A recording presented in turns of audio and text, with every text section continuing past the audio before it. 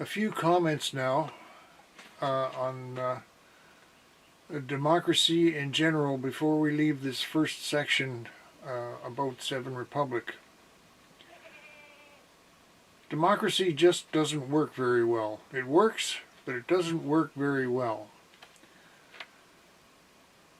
Imagine for a moment if you had appendicitis and you needed an operation to have your appendix out, and you looked around to a group of 150 people and they decided amongst themselves who should take your appendix out. So they pick one from their midst and assign him the job of doing your surgery.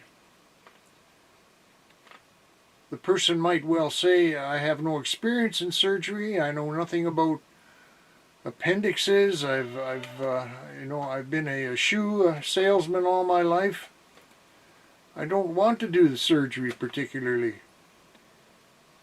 And yet the people in the group say, no problem, we appoint you to remove this man's diseased appendix because 100 of us have voted for you, and therefore you are our official appendix person.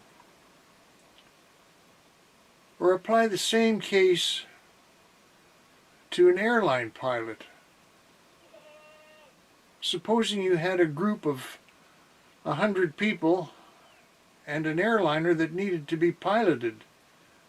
So the group of 100 people picks one of their midst and appoints him or her to be the pilot. And that person says, I know nothing about flying airplanes, I've never piloted anything. I know how to drive a car and that's all. I don't particularly want to pilot this airplane with all these people aboard. And yet the group of 100 say, it makes no matter, we voted on it, and as a result of our voting, you are now a legitimate pilot, just as the person before you was a legitimate surgeon because we voted on it. Doesn't make a lot of sense on the surface. Now consider governing. You get a group of 100 or 1,000 or 10,000 people and they pick one at random out of their midst and they say, look, we voted for you, you are now our official lawgiver. And the person says, I know nothing about giving of laws, I've never been a lawgiver, I have no training or skill in that area. I really don't particularly want to be a lawgiver.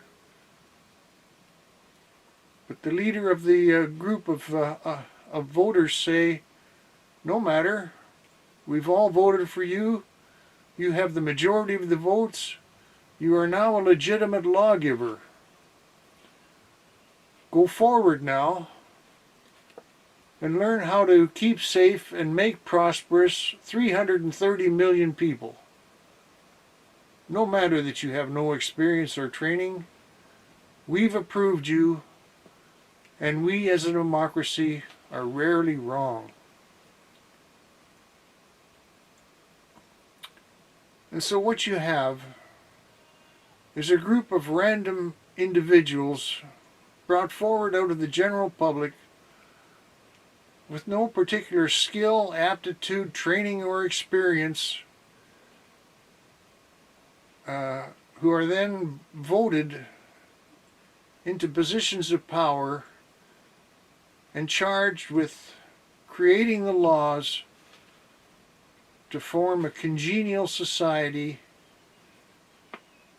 that functions effectively and hopefully safely and provides the most functional environment for 330 million people. Now, how likely is that? It's about as likely as picking a couple of 100 people at random from the streets and voting them in to be theoretical physicists. They know nothing about physics or higher mathematics or experimental scientific method, and yet the mere act of being voted on confers legitimacy, and they become the new set of theoretical physicists. How well is that likely to work out? Well, why should it work out any better for government than it does for theoretical physics or surgery or the flying of airliners? There's no logical reason why it should. And I think if you look around at the world today amongst the Western nations, the evidence suggests strongly that it doesn't work very well. It does work after a fashion, but it works no better than it did in the time of Pericles 2,500 years ago, when random individuals were voted into positions of power and then did, whatever came to mind for them. Leaving that for a moment, I want to comment on the Founding Fathers for the United States of America.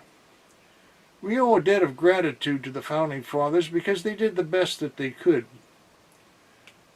And they didn't have the resources or the knowledge or perhaps the possibilities that we have today, because they basically found themselves in the Garden of Eden, in a virgin country with unlimited resources and unlimited possibilities, and they had very little to work with in terms of constructing a congenial government. So after the American Revolution, they wrote the Constitution, and they far overshot the mark. All that was required, basically, was for them to form a federal system that took care of the collective defense, the collective foreign policy, and the collective border control. And all the other things could have been done internally by each of the states individually, as they had always been done. And what happened was, of course, the federal government has morphed into a kind of an octopus that is present in every aspect of daily living. And that has not been to the credit of the government or to the welfare of the people individually.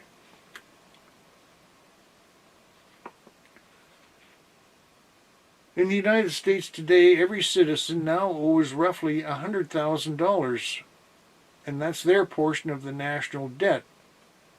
And it's going up every year with no end in sight. Our popular culture is in chaos. Our racial discord is probably higher than it's ever been in living memory. And the country has generally, if you go by popular voting and popular polls that question people about this, the country's been going in the wrong direction since 1958. And unfortunately is incapable of reforming itself. Whether it's the right or the wrong direction, we can't alter it, and we're committed to continuing on this same path.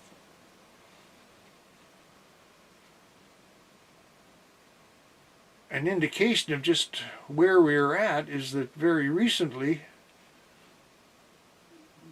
the leader of the country was elected through democratic means and principles, and the person elected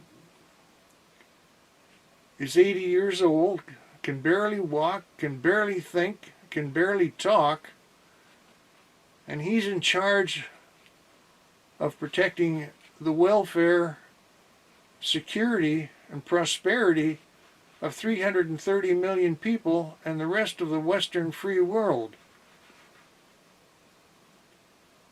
Taken together, this all indicates that something is wrong with democracy. It just doesn't get the results that it could and should get. And in actual fact, most of the time, the government doesn't really rule the people. The political parties rule the people. Most of the laws and rules and regulations that come forward in a never-ending stream from government don't originate with government or with the grassroots individuals. They originate with political parties. And so the political party seems to be mostly in control of what goes on in this country. And they have their own set of rules and internal regulations, and don't respond to the national election cycles every 4 years, at least not directly. So our system works, it just doesn't work optimally, and it leaves the question open: is there another system? Is there a different way? Is there other possibilities that maybe should be considered? And if the opportunity eventually arises, is the next iteration of the American Republic, wherever and whenever it might happen, going to simply repeat everything that we see in this present iteration and end up with the same results all over again, in spite of having perhaps entirely different initial goals and intentions? Anyway, that concludes this original section, first section of our remarks on Seven Republic. And the videos that will follow after this one will consist of describing the working portions and the features and the general philosophy of how Seven Republic conducts its governmental business. And as we will see, it's a blended republic with some features of democracy that will be very recognizable, and other features that might even seem shocking or bizarre or unusual initially, but each feature has an explanation and a justification within the context of making that particular iteration of government work.